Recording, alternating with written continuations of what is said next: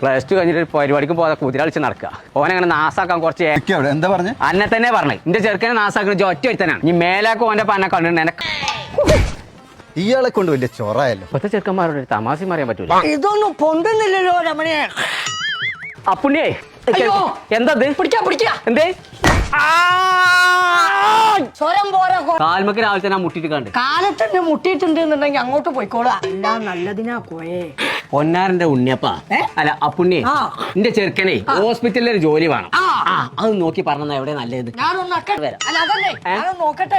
ശരി കോയേ ഹോസ്പിറ്റലല്ലേ കോയേ ഡോക്ടർ ആവണോ?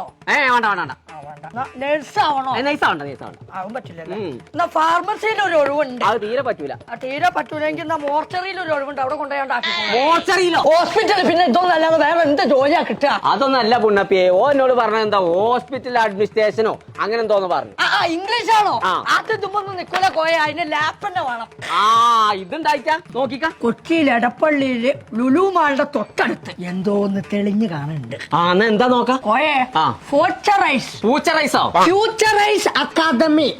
തനിക്ക് നല്ല ഉണ്ടാരോ? അപ്പുറത്തെ വീട്ടിലല്ലേ ഡോക്ടർ ഹുസൈന്. മൂപ്പനോട് പോയി കാര്യം ചോദിക്കാവുന്നല്ലേ? മൂപ്പനാകുമ്പോ എല്ലാ കാര്യങ്ങളും പറഞ്ഞുതരും. ആയിക്കോട്ടെ. അതാണല്ലേ. ഹുസൈൻ ഡോക്ടറെ എന്താ പോയക്കാ? അപ്പുണ്ണിയാണ് കുഞ്ഞാപ്പൂവിനെ കൊച്ചി കൊണ്ടുപോയി ചേർക്കാൻ അവിടെ